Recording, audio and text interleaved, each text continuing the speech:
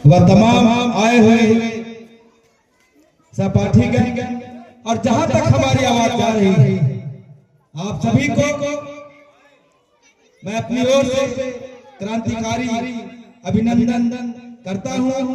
क्रांतिकारी जय भीम, जय संविधान और जय रविदास पेश करता हूं। साथियों,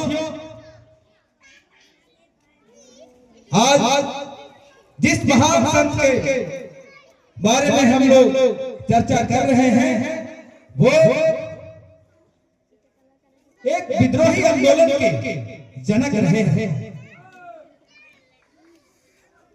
जिस कालखंड में इनका जन्म हुआ, उस कालखंड में हम तमाम इंसान जो बहुजन समाज में थे,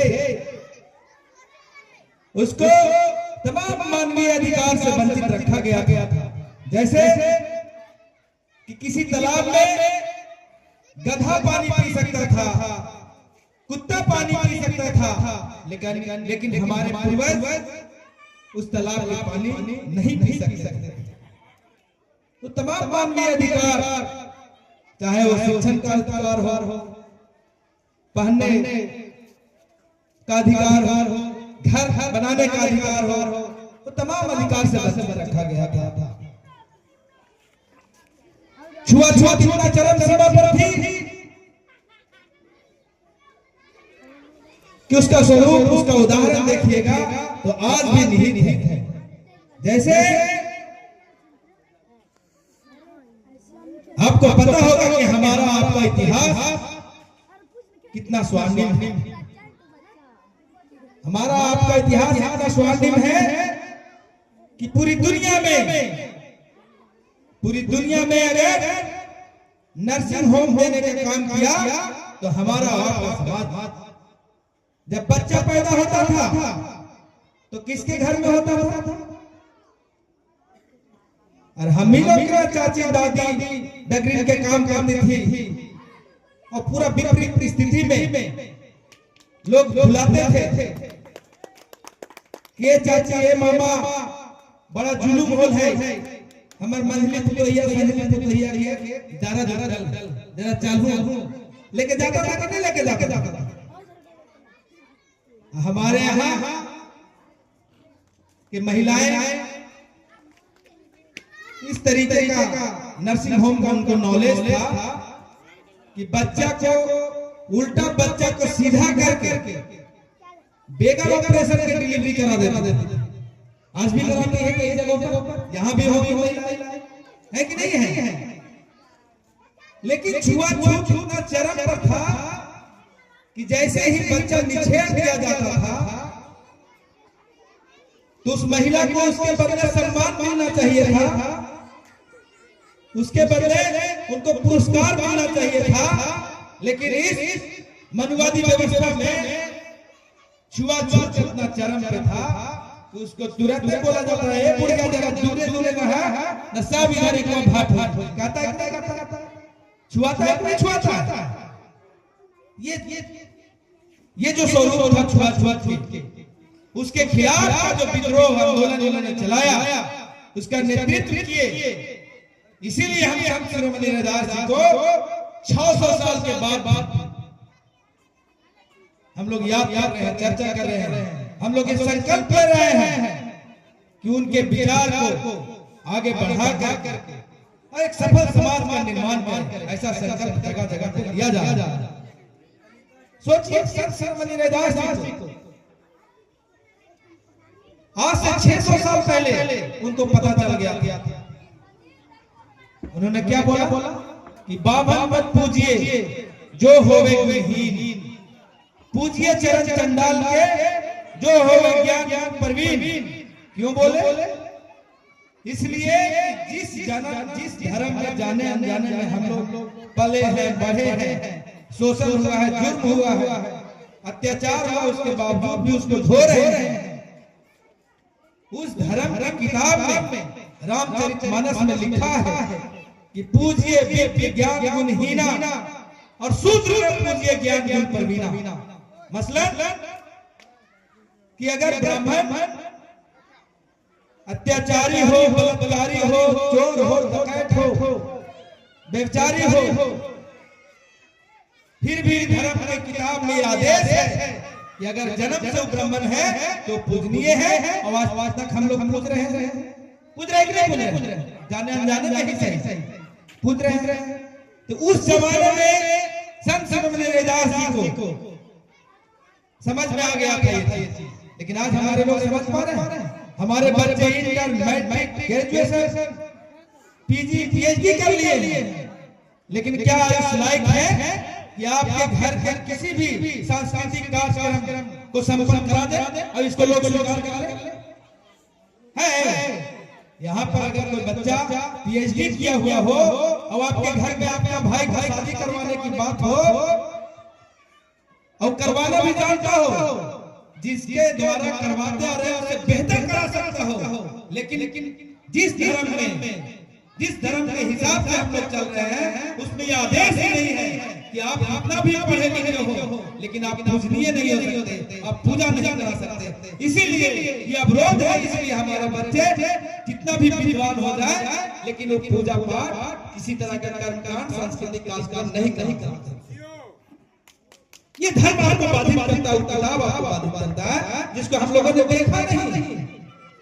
हमारे धर्म के लोग उतना विवेचना करते हैं, लेकिन उनसे पूछिएगा कि धर्म का कौन सा किताब पढ़ा है? मनुस्मृति पढ़ा है जिसमें चार बार बात लिखा गया है, जिसमें 4 तल्ला मकान बनाया गया है, वो भी बेगर सीढ़ी का। बेगर सीढ़ी का मकान संचालित बढ़िया होगा। एक ब्राह्मण, दूसरा क्षत्रिय, तीसरा वैश्य और फिर शूद्र। और शूद्रों के लिए क्या कहा गया है कि आप जो इतना प्रॉब्लम में, इतना दिक्कत में है, वो इसलिए है कि आप पूर्व जन्म में किसी न किसी तरह के पाप किए होंगे, इसीलिए इस जन्म में आपको भुगतना पड़ा। तो पूछिए उनसे, हम पूछना चाहते हैं कि कोई ऐसा उपाय है कि इस जन्म में हम लोग को प्रमोशन हो जाए? कहेगा नहीं। कहेगा इस जन्म में आप तीनों वर्ग को, उसका किताब कहता है कि इस जन्म में आप तीनों वर्ग को सेवा कीजिए। अगर इस सेवा से तीनों वर्ग खुश हो जाएगा तो अगले जन्म में हो सकता है कि आपका जन्म तीनों वर्ग में हो जाए। मतलब साफ निर्देशित करता है कि आप काम कीजिए, महाभारत कर कीजिए, फल की चिंता मत कीजिए। लेकिन संविधान का कहा कि हाथ धोने से पहले मजदूरी मिल जाए। महाभारत क्या कहता है कि कर कीजिए, फल की चिंता मत कीजिए। मनुस्मृति का कह रहा है कि इस जन्म में आप अच्छा से सेवा कीजिए, अगले जन्म में हो सकता है कि आप इन तीनों वर्गों में आपका जन्म हो जाए।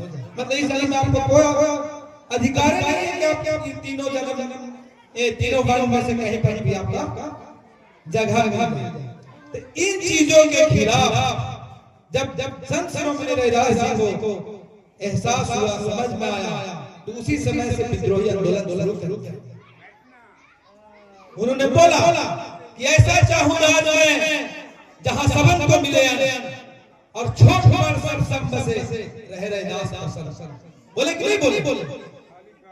इसलिए कि यहाँ छोट बड़ का समानता था, जात पात ऊंच नीच भेदभाव था, तभी ना बोले। मतलब कि राजा का बेटा ही राजा बनता था। इसके खिलाफ आंदोलन चलाया, पाखंड पूरे तरीके से प्रहार किए। इनको लगा कि पाखंड केवल एक ही धर्म में नहीं है, पाखंड और भी धर्म हो सकते हैं। तो उन्होंने क्या बोला कि मस्जिद से कोनो घिन नहीं, मंदिर से कोनो प्यार, और दोनों में अल्लाह राम नहीं, कह रहे उसकी जा। तो भाई हम लोग समझना होगा कि उस जमाने में तमाम संसाधन नहीं होते हुए भी इस तरह का क्रांतिकारी बात करके, पहले बातें सब बात ना होता, अभी क्या होता है, इधर से बयान उधर से बयान यही होता। तो इस तरीके का बयान दे करके, इस तरह का दोहा के माध्यम से एक आंदोलन पैदा किए, एक समानता का लहर पैदा किए। तो आज हम लोग इनके विचारों को समाहित नहीं करेंगे तो वो दौर बहुत नजदीक है। अभी देख रहे हैं संविधान के बाद भी तमाम संसाधनों पर कब्जा उसका है कि नहीं। आज यूजीसी आया, यूजीसी तो 2012 में आया था, लेकिन इसमें केवल एससी शामिल था, एसटी शामिल था। लेकिन अभी यूजीसी में ओबीसी को शामिल कर लिया, तो किसको दिक्कत हुआ? मुसलमान को दिक्कत हुआ। तो मुसलमान सड़क पर उतरा, कोई ईसाई सड़क पर उतरा, कौन उतर रहा है? जो आपके हमारे ऊपर बरसों से शोषण कर रहा है। उसको लगा यार इसको हथियार मिल गया है, हम शोषण करेंगे तो हमको ये एफआईआर फंसा देगा, जेल भेज देगा, या हमको हर तरीके से मजबूर कर देगा। वो चाहता ही नहीं स्वेच्छा से कि हम शोषण कम करके एक भाईचारा कायम करें। इसलिए उन लोग सड़क पे निकला। संत शिरोमणि दास पिछले 6 साल से बता रहे हैं कि दोस्त और दुश्मन के पहचान करो। अगर हमारे भाई, हमारे युवा साथी इस बात को आज समझते हैं तो दोस्त और दुश्मन झलक रहा है। आपके खिलाफ सड़क पे कौन उतर रहा है? एक दिन एफआईआर दर्ज होता है यूजीसी के खिलाफ और दूसरे दिन स्टे लग जाता है। ऐसे बहुजन समाज के, एससी समाज के तमाम बहुत सारे ऐसे एफआईआर हैं, बहुत सारे ऐसे एफआईआर हैं जो वर्षों से लंबित है। क्यों लंबित है? इसलिए कि कॉलेजियम सिस्टम के तहत जज का बहाली होता है और जज भाई और भतीजावाद का है, इसीलिए हमारा आपका कल्याण ले। तो हम तमाम युवाओं को इस बात समझना होगा, संत शिरोमणि रविदास का जयंती तभी सफल होगा जब इनका विचार का हम लोग आत्मसात करेंगे, इनका आंदोलन हम लोग मजबूत करेंगे और इनके विचार का चल करके आने वाले समय में अपने समाज को सफल और सशक्त बनाएंगे। ऐसी संकल्पों के साथ ही इनका जयंती सफल होगा, इनके प्रति अपना सच्ची श्रद्धांजलि होगी। इसी उम्मीद के साथ 12 हमको लगता है कि 12 जो गांव है इस पूरे बोधगया और गया जिला में जब संत शिरोमणि रविदास को कोई नहीं जानता था, तब यहाँ संत शिरोमणि रविदास जयंती मनाया जाता था।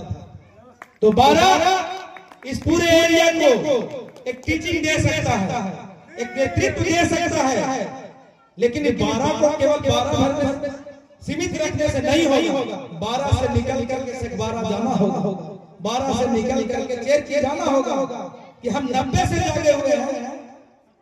आप 90 से जाग के केवल गांव की जगा रहे हैं। जब तक एक दूसरे के जोड़िएगा नहीं, जब तक बताइएगा नहीं कि हम 90 से शुरुआत किए हैं, हमारे यहाँ ये परिवर्तन हुआ है, अब आप आज भी शुरुआत कीजिएगा, हमसे जुड़िएगा तो हम लोग मजबूत होंगे। हमें उम्मीद है कि यहाँ के लोग